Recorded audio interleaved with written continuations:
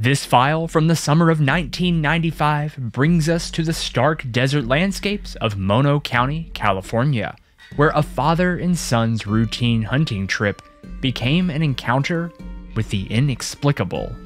You're browsing the Cryptid Archives, narrative short stories based on real cryptid encounters, presented by Cryptids Across the Atlas. The morning the rabbits vanished. The darkness wrapped around our pickup truck like a thick blanket as we bumped along the familiar dirt road, my father's weathered hands steady on the steering wheel. I was 9 years old then, and these pre-dawn rabbit hunting trips with my dad had become our sacred ritual, though they'd started as something far more uncertain. Dad had been taking his same route since before I was born, leaving Bishop in the dark hours while most people were still deep in their dreams. He knew every pothole, every turn, every subtle landmark that most people would miss in the daylight, let alone in the pre-dawn blackness. His connection to this landscape ran deep. He'd learned these same roads from his own father, back when the area was even more remote, before they'd paved some of the secondary routes that now carve through the desert. Mom had fought against these early morning excursions at first. He's too young, she'd argue, when Dad first proposed taking me along at age 7. I remember standing in our kitchen, pretending to read a comic book while they discussed it in those careful, measured tones parents use when they think their kids aren't really listening. Mom worried about mountain lions, about the cold, about all the things that mothers naturally fear when their children venture into the wilderness. But Dad was patient. He showed her his detailed maps, explained his safety protocols, demonstrated the emergency kit he kept in the truck. "It's time," he said simply. "My father taught me, and now I need to teach him."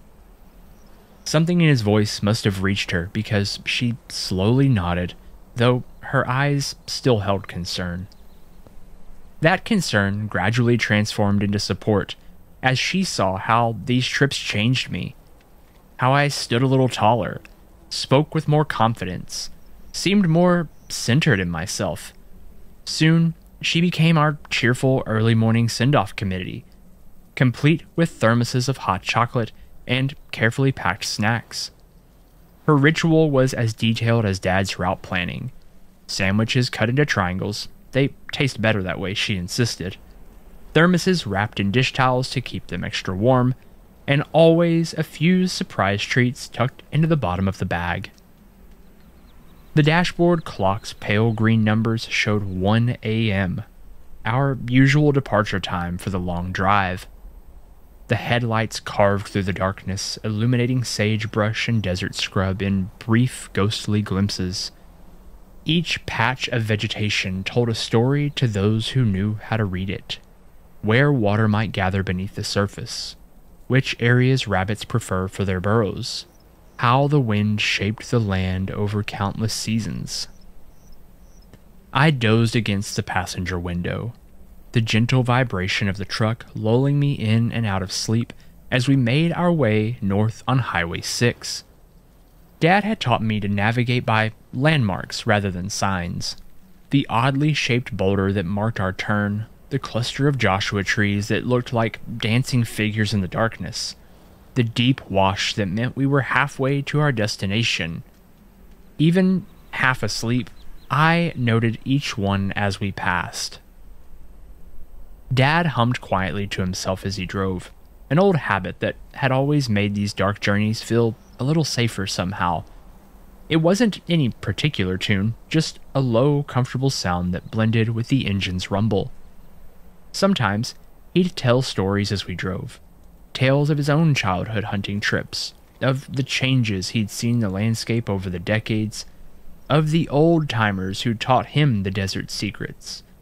Other times, we'd ride in comfortable silence, each lost in our own thoughts as the miles rolled past.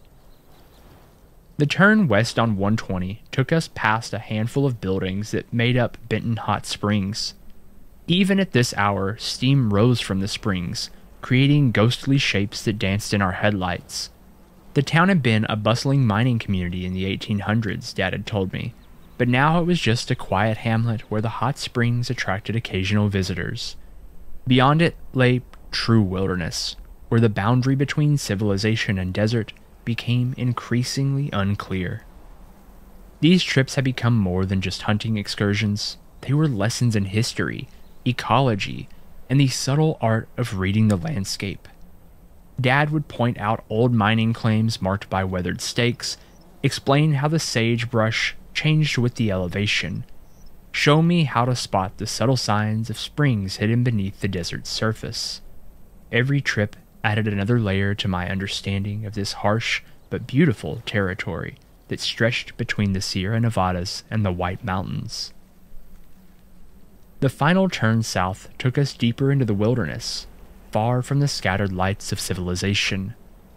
The cab of that old pickup truck had become our sanctuary, a place where we shared stories, dreams, and the comfortable silences that only father and son can truly appreciate. Outside, the desert night was alive with mystery, but inside our truck, we were the explorers, adventurers, hunters in search of the next great story to bring home.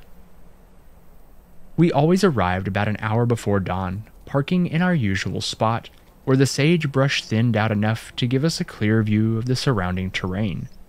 The location wasn't chosen at random. Dad had carefully selected it over years of observation. It sat at the intersection of several rabbit trails, where the desert's nocturnal residents would converge in the early morning hours before the heat drove them back down into their burrows. It was our tradition to sit in the truck, sharing comfortable silence as we waited for the first hints of daylight. My father would sip his coffee from his battered thermos, while I munched on the snacks Mom had packed, both of us watching the stars fade as dawn approached. The desert sky was different here, impossibly vast and clear, unmarred by the light pollution that dimmed the stars back home in Bishop. Usually, this was my favorite part, watching the desert come alive as the sun crept over the horizon. The rabbits would appear like clockwork, first one or two, then dozens, their shapes dark against the lightening sky as they darted between patches of brush. Years of observation had taught us their patterns, how they'd emerge cautiously at first, testing the air, before gradually spreading out across the landscape in their morning foraging routine.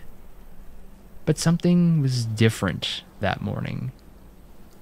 As the first gray light began to seep across the landscape, I pressed my face against the window, eager for our first glimpse of movement. The familiar excitement burst into my chest. This was always how the show began, except this time, the desert was still. Empty. "Where are they?" I remember asking, my breath fogging the glass. My father leaned forward, scanning the terrain with the practiced eye of a lifelong hunter, his forehead creased with confusion. "Never seen it like this," he murmured, more to himself than to me. "Not in all the years I've been coming here." The wrongness of it settled over us gradually. It wasn't just the absence of rabbits. It was the complete stillness that had descended over the entire landscape. No birds called their morning greetings. No kangaroo rats scurried between patches of cover. Even the wind seemed to have abandoned its usual dawn patrol through the sagebrush. We waited until the sun had fully risen, painting the desert in shades of gold and amber. The rabbits still hadn't appeared. Not a single one. The silence had taken on an almost physical presence, pressing against the windows of our truck like an uninvited guest. Finally, Dad turned off the engine. "Might as well take a look around," he said, reaching for his camera in the back seat. The familiar Nikon had documented countless moments of our previous adventures, preserved in photo albums that lined our living room shelves. Each album was carefully labeled with dates and locations, a chronicle of our time together in the wilderness. "Leave it," I said, with the casual confidence of youth. "We're not going to see anything out here." The words would come back to haunt me later, joining the long list of life's little ironies that seem to accumulate as we grow older. How many times since then have I wished we'd brought that camera? How many skeptical looks might have been avoided over the years if we'd had photographic evidence of what we were about to discover? The morning air was crisp, despite the promise of summer heat to come later.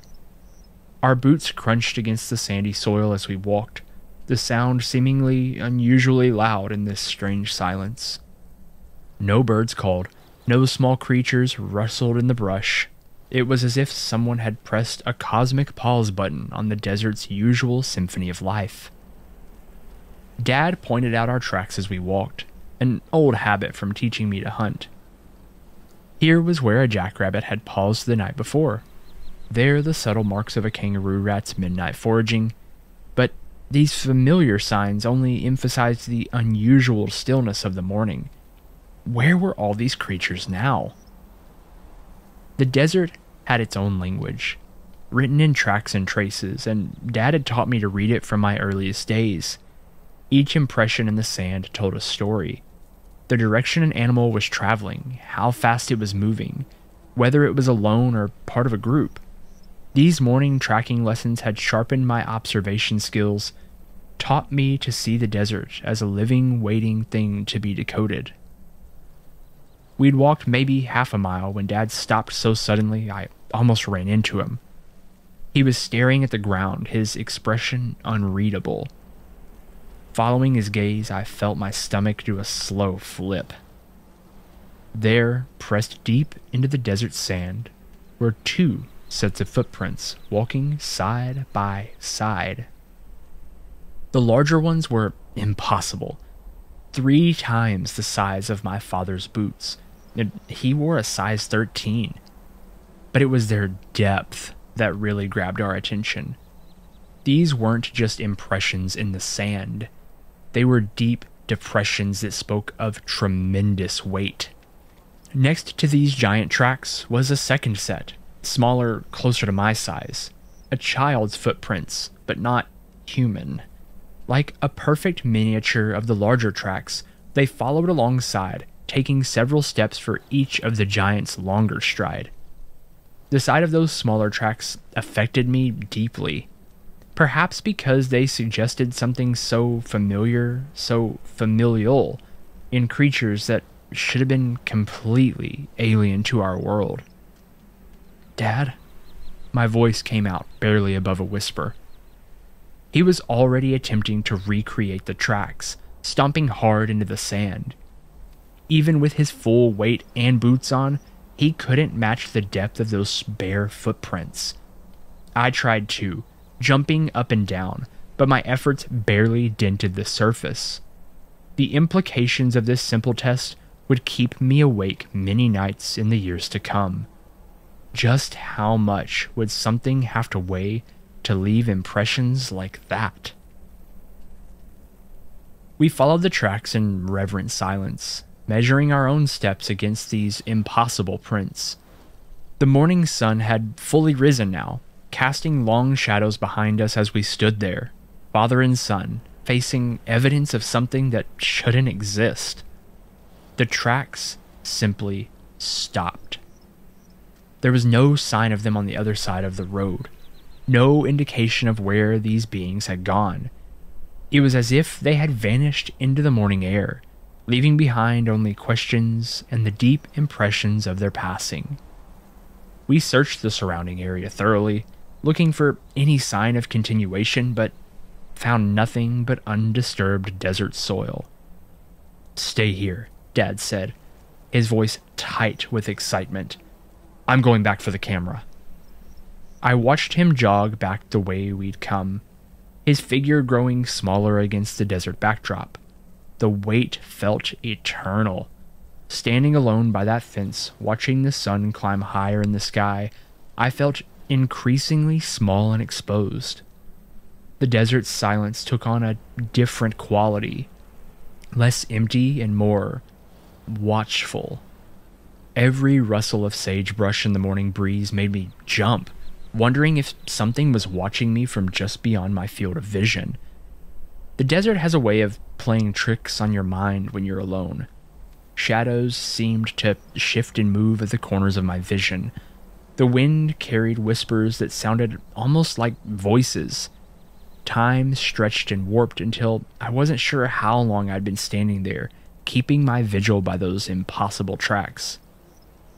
When Dad finally returned, his news was even more unsettling. He couldn't find the truck. This was a man who knew the desert like the back of his hand, who had spent decades memorizing every ridge and wash, yet somehow in broad daylight, he'd lost his bearings completely. "It doesn't make sense," he kept saying as we tried to retrace our steps. The landscape seemed to have shifted around us, familiar landmarks suddenly appearing in unexpected places. Washes we thought we'd crossed were nowhere to be found. Hills that should have been to our left were somehow on our right. The morning heat was beginning to build as we searched, the sun climbing higher in the cloudless sky. We rationed the water from our canteens, trying to stay calm as we methodically worked our way across the desert. Dad taught me another lesson that morning, though not one he'd planned: how to handle being lost without panicking. Looking back now, that detail kinda seems significant. How disoriented we had both become that morning. How familiar landscapes seemed to shift and change around us. It was as if whatever had left those tracks had somehow altered the very fabric of reality around them, leaving behind a subtle distortion that confused our sense of direction and distance. We eventually made our way back by following the paved road to Benton Hot Springs, and from there to our vehicle. But the morning's strange events had left their mark. The rabbits never did appear that day, as if they'd known something extraordinary had passed through their territory. Their absence felt meaningful somehow, as if they'd been warning us about what we might find. That experience changed our hunting trips in subtle but permanent ways. We still went out regularly, still shared those pre-dawn drives and quiet moments waiting for the sunrise, but there was an extra awareness now, a slight tension in our shoulders as we watched the desert wake up. Every unexplained sound or movement caught our attention. We never saw tracks like that again, but we never stopped looking either. Years later, I heard stories from others in the area. Tales of strange sounds in the night, of livestock acting oddly, of tracks found in remote areas. Old-timers at the local diner would sometimes talk about things they'd seen out in the desert, though they'd usually clam up if they noticed outsiders listening. The area between the Sierra Nevadas and the White Mountains had always attracted stories of the unexplained, as if something about that stark landscape created a natural corridor for things that existed just beyond our understanding. Dad and I kept our story mostly to ourselves.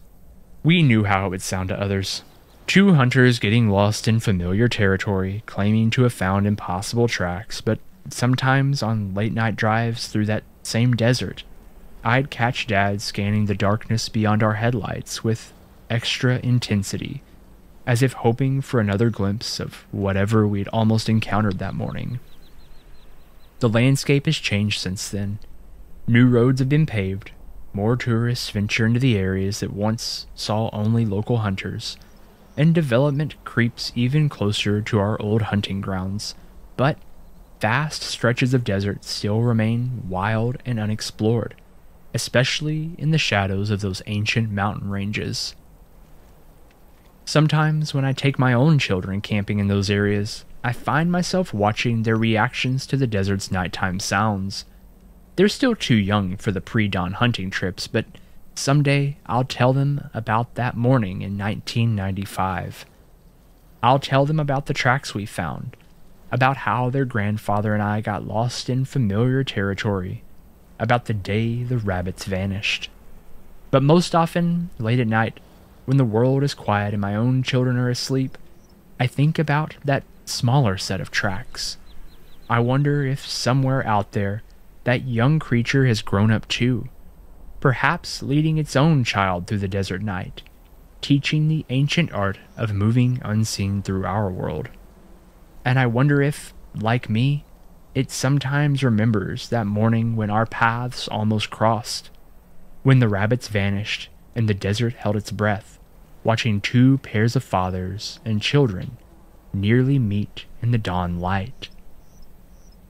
The desert holds its secrets close, revealing them only to those patient enough to wait, observant enough to notice, and humble enough to accept that some mysteries defy explanation.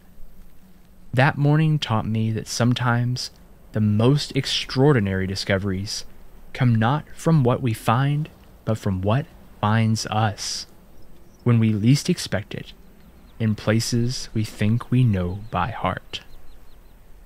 This short story was based on an encounter originally documented by the BFRO.